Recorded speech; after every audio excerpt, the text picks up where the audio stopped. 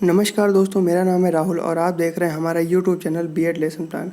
Lesson plan की series में आज हम कक्षा 6 के लिए एक नया लेसन प्लान लेकर आए हैं जिसका प्रकरण है ईदगाह।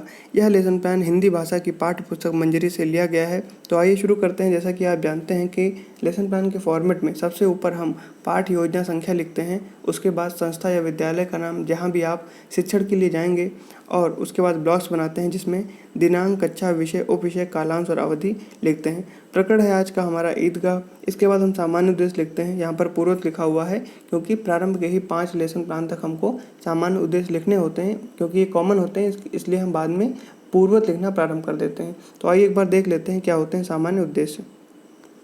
पहला है विद्यार्थियों को व्याकरण की सहायता से शुद्ध एवं परिमार्जित भाषा को व्यवहार में लाने के लिए समर्थ करना। दूसरा है नवीन शब्द निर्माण की क्षमता उत्पन्न करना। तीसरा है विद्यार्थियों में भाषा तथा उसके अंगों उपांगों की रचना समझने की योग्यता उत्पन्न करना। चौथा है विद्यार्थियों में शब्दों की शुद्ध एवं अशुद्धि का युक्त सहित विवेचन करने की क्षमता उत्पन्न करना।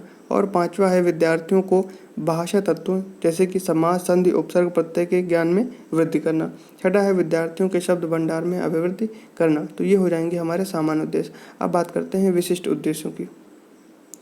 विशिष्ट उद्देश्य में पहला है ज्ञानात्मक, छात्रों में ईदगाह नामक पाठ का ज्ञान हो सकेगा। दूसरा है अवबोधात्मक, पाठ को सुनकर तथा पढ़कर अर्थ ग्रहण करने की योग्यता का विकास हो सकेगा। कौशलात्मक में लिखेंगे कि छात्रों में वाचन कौशल अभिव्यक्ति का जीवन के अन्य क्षेत्रों में उपयोग कर सकेंगे। फिर है अभिरुच्यात्मक, छात्र पाठ में आए विभिन्न तत्वों में रुचि ले सकेंगे। और अभिवृत्त्यात्मक में लिखेंगे कि छात्रों में वात्सल्य और प्रेम की भावना जागृत हो सकेगी। सहायक सामग्री में लिखेंगे कक्षापयोगी सामग्री जैसे कि चॉक, डस्टर और रोलर बोर्ड पर अंकित प्रश्न एवं गृहकार्य प्रश्न। शिक्षण विधि में प्रश्नोत्तर विधि, व्याख्यान विधि एवं वाचन विधि का प्रयोग करेंगे। पूर्व ज्ञान में लिखेंगे कि बच्चे अपने देश का नाम, धर्मों के नाम व त्योहारों की सामान्य जानकारी रखते हैं।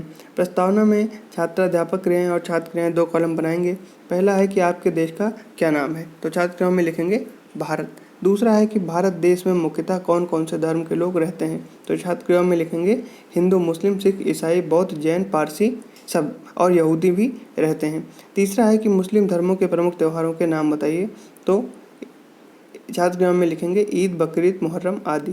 फिर चौथा प्रश्न है कि ईद की नमाज जिस जगह पर की जाती है उस स्थान को क्या कहते हैं, तो उत्तर में लिखेंगे ईदगाह। फिर प्रश्न करेंगे कि ईदगाह से संबंधित कोई कहानी बताइए, तो ये हो जाएगा हमारा समस्यात्मक प्रश्न। और इसके बाद हम उद्देश्य कथन लिखेंगे कि बच्चों, आज हम सभी लोग प्रेमचंद जी द्वारा रचित ईदगाह नामक पाठ का अध्ययन करेंगे। प्रस्तुतिकरण में लिखेंगे कि अध्ययन अध्यापन की सुविधा अनुसार पाठ का अध्ययन 2 अनुवृत्तियों में किया जाएगा। तो प्रथम अनुवृत्ति में पाठ संकेत रमजान के से लेकर वे आलोचना करते हैं।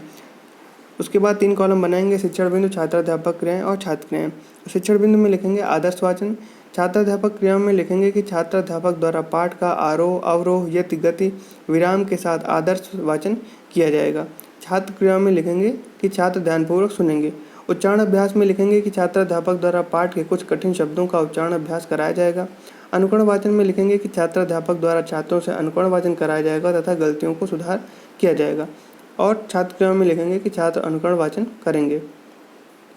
विस्तृत व्याख्या में 4 कॉलम बनाएंगे, शब्द, अर्थ, युक्ति और प्रयोग। तो शब्द में लिखेंगे रोजा, रोजा का अर्थ होता है उपवास, युक्ति हो जाए और पर्यायवाची हो जाएगा इसका अनाहार। दूसरा है नियामत, नियामत का अर्थ होता है ईश्वर का दिया हुआ धन, और पर्यायवाची इसका हो जाएगा अच्छी वस्तुएं। और उसके बाद शब्द है विध्वंस, विध्वंस का अर्थ होता है विनाश, इसका विलोम हो जाएगा निर्माण। उसके बाद लेखन एवं निरीक्षण कार्य में लिखेंगे कि छात्राध्यापक द्वारा श्यामपट्ट पर लिखे शब्दों को अपनी कॉपी पर लिखने का निर्देश देकर कक्षा में घूमकर निरीक्षण कार्य किया जाएगा। बोध प्रश्न में 2 कॉलम बनाएंगे, प्रश्न और उत्तर के। पहला प्रश्न लिखेंगे कि रमजान के पूरे 30 रोज़ों के बाद कौन सा त्यौहार मनाया जाता है, तो उत्तर में लिखेंगे ईद। दूसरा है कि लोग कैसी तैयारियां कर रहे हैं, तो उत्तर में लिखेंगे ईदगाह जाने की लोग तैयारियां कर रहे हैं। मौन वाचन में लिखेंगे कि छात्राध्यापक द्वारा छात्रों को मौन वाचन का निर्देश दिया जाएगा। विचार विश्लेषण में प्रश्न और उत्तर 2 कॉलम बनाएंगे। पहला है कि दादी अमीना क्यों दुखी थी, तो उत्तर में लिखेंगे क्योंकि ईदगाह के दिन उनके घर में खाने के लिए कुछ भी नहीं था और उनका बेटा मर चुका था, इसलिए दादी अमीना दुखी थी। दूसरा प्रश्न है कि ईदगाह कैसा था, तो उत्तर में लिखेंगे कि ईदगाह वाले स्थान पर ऊपर इमली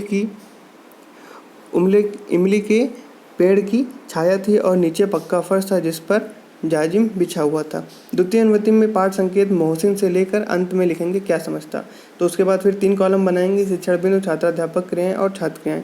आदर्श वाचन में लिखेंगे कि छात्राध्यापक द्वारा उचित लय, यति, गति, हाव भाव, आरोह अवरोह के साथ आदर्श वाचन किया जाएगा। और छात्र क्रियाओं में लिखेंगे कि छात्र ध्यानपूर्वक सुनेंगे। उच्चारण अभ्यास शिक्षण बिंदु में लिखेंगे और छात्राध्यापक क्रियाओं में लिखेंगे कि छात्राध्यापक द्वारा कुछ कठिन शब्दों का छात्रों द्वारा उच्चारण अभ्यास कराया जाएगा, जैसे कि खंजरी, परास्त, रुस्तम, कनकौवा, स्वाभाविक, प्रतिष्ठा, अनुकूल, स्वर्गलोक, सत्यलोक आदि। अनुकरण वाचन में लिखेंगे कि छात्राध्यापक द्वारा छात्रों को अनुकरण वाचन का निर्देश दिया जाएगा, छात्र अनुकरण वाचन करेंगे। विस्तृत व्याख्या में शब्द, अर्थ, युक्ति और प्रयोग 4 कॉलम बनाएंगे। शब्द में लिखेंगे सबील वह स्थान जहाँ पर लोगों के लिए पानी आदि पिलाया जाता है। पर्यायवाची हो जाएगा प्याऊ। फिर है कुमुक, कुमुक मतलब हो जाएगा सहायता, पर्यायवाची हो जाएगा मदद। फिर है आनन फानन, आनन फानन का अर्थ होता है तुरंत। विलोम में लिखेंगे देर में। लेखन एवं निरीक्षण कार्य में लिखेंगे कि छात्राध्यापक द्वारा छात्रों को शब्द देकर लिखने का निर्देश देकर निरीक्षण कार्य किया जाएगा। बोध प्रश्न में 2 कॉलम बनाएंगे, प्रश्न और उत्तर। पहला है कि महमूद ने हामिद से क्या बोला। तो उत्तर में लिखेंगे कि यह चिमटा भी कोई खिलौना है। दूसरा प्रश्न है कि घर पहुंचने पर सबके खिलौनों का क्या हुआ। तो उत्तर में लिखेंगे टूट गया। मौन वाचन में लिखेंगे कि छात्राध्यापक द्वारा छात्रों को मौन वाचन का निर्देश दिया जाएगा। विचार विश्लेषण प्रश्न और उत्तर 2 कॉलम बनाएंगे। पहला है चिमटा देखकर दादी की क्या प्रतिक्रिया थी। उत्तर में लिखेंगे कि चिमटा देखकर दादी माँ ने पूछा कि चिमटा कहाँ से लाए। हामिद बोला मैंने 3 पैसे में खरीदा। दादी ने गुस्से में कहा कि बेसमझ लड़का ये क्यों लाया है। तो इस पर हामिद बोला अब तुम्हारी अंगुलियां नहीं जलेंगी। दूसरा प्रश्न है कि इस कहानी से हमें क्या शिक्षा मिलती है। तो उत्तर में लिखेंगे कि इस कहानी से बाल मनोविज्ञान का सुंदर चित्रण करते हुए वात्सल्य और प्रेम की भावना की शिक्षा मिलती है। मूल्यांकन प्रश्न में पहला प्रश्न लिखेंगे कि हामिद को मेले के लिए कितने पैसे मिले थे। तो उत्तर में लिखेंगे कि केवल 3 पैसे मिले थे। दूसरा प्रश्न है कि महमूद ने हामिद से क्या बोला। तो उत्तर में लिखेंगे कि यह चिमटा भी कोई खिलौना है। गृह कार्य में लिखेंगे कि इस कहानी में आपको कौन सी बातें अच्छी लगीं और क्यों, लिखकर लाना है। तो यहाँ पर लेसन प्लान हमारा समाप्त होता है। आपको वीडियो कैसा लगा कमेंट करके ज़रूर बताइए। वीडियो को लाइक करें, चैनल को सब्सक्राइब करें और दोस्तों के साथ शेयर करना ना भूलें। धन्यवाद।